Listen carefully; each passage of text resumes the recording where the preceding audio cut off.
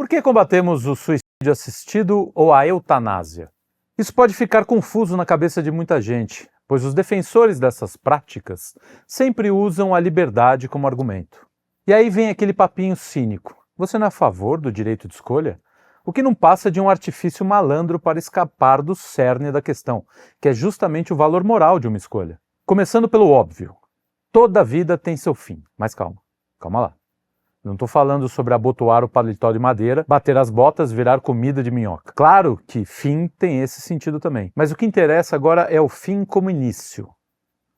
Talvez isso soe um pouco estranho, mas é isso mesmo. Fim com sentido de finalidade.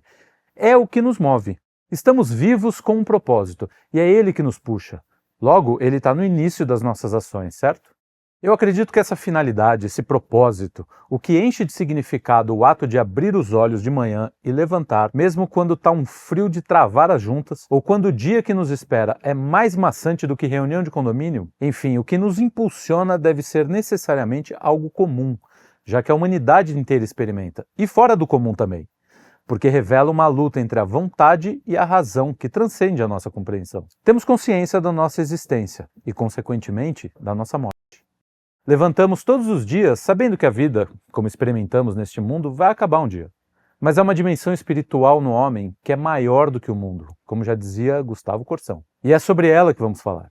O instinto animal nos obriga a lutar pela vida. Se morrer é natural, morrer propositalmente é um absurdo. Mesmo que não tivéssemos a revelação, só a constatação de que o homem é capaz de desistir de viver bastaria para que acreditássemos no sobrenatural. E o que seria capaz de fazer com que alguém aceite a ideia de dar cabo da própria vida? Bom, isso depende se falamos de um mártir ou de alguém que opta por isso por vontade própria, um suicida. Mas antes de continuar, é preciso fazer uma ressalva. Não vamos aqui tratar de pessoas que sofrem doenças ou distúrbios psíquicos de qualquer natureza, como esquizofrenia ou depressão, mas aqueles que defendem uma escolha moral. Chesterton, em Ortodoxia, refutou alguns pensadores de sua época, que acreditavam que ambos são moralmente iguais. O mártir é o homem que se preocupa tanto com alguma coisa fora dele que se esquece da sua vida pessoal. O suicida é alguém que se preocupa tão pouco com tudo que está fora dele que quer ver o fim de tudo.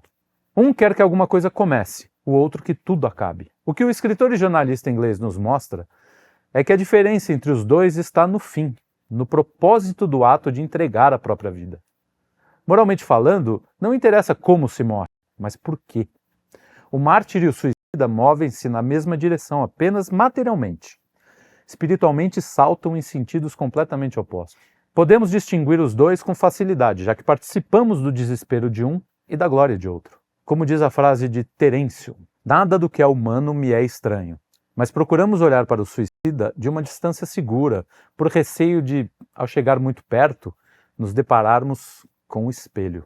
Da mesma forma, olhamos para o mártir de longe, porque nos identificamos.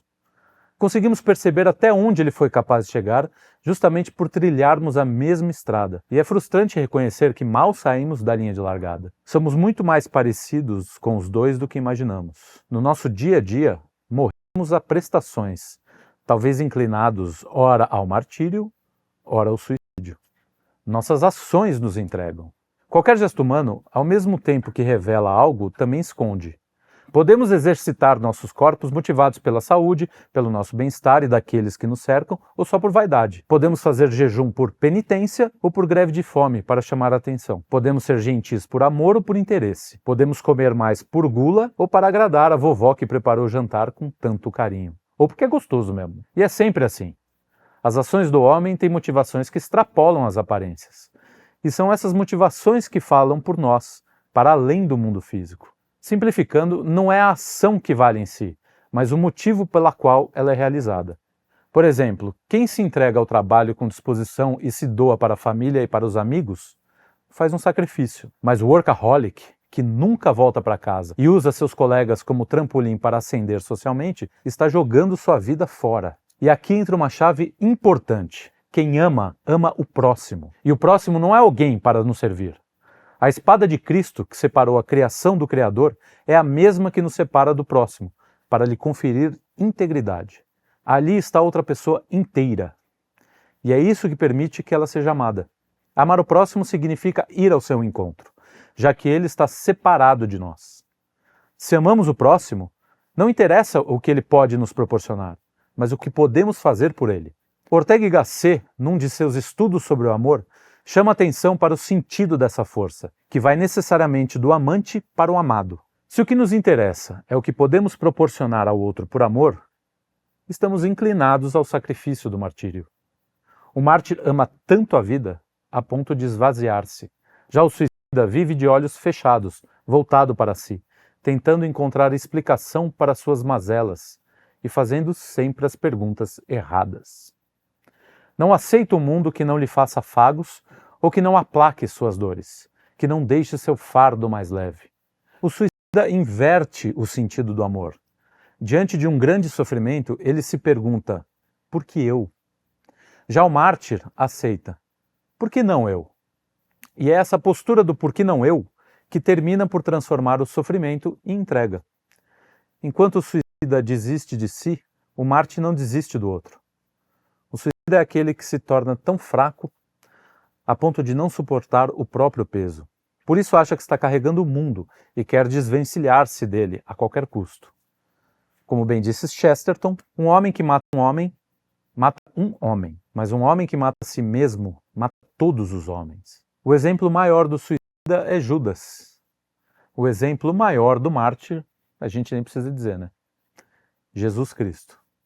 E já que chegamos em Cristo, é preciso dizer que o amor de um mártir deve necessariamente ser infinito. Só um amor infinito explica e justifica o ato do seu sacrifício. Não se trata de desejar acabar com a própria vida por amor, mas de amar infinitamente a ponto desse amor ser mais intenso do que um instinto de autopreservação. O mártir não coloca um limite na própria existência, mas ama algo sem limites. E o único amor sem limites é o amor divino. Portanto, não existe martírio sem amor a Deus acima de todas as coisas. É claro que existem os falsos mártires, aqueles que são movidos pela soberba e estão sempre dispostos a matar ou morrer em nome de uma divindade qualquer. Nada mais estranho ao caráter de um verdadeiro mártir, que é movido por um amor profundo à vida e ao ser. E é esse amor sobrenatural, no fim, que impulsiona toda a humanidade. O homem quer viver.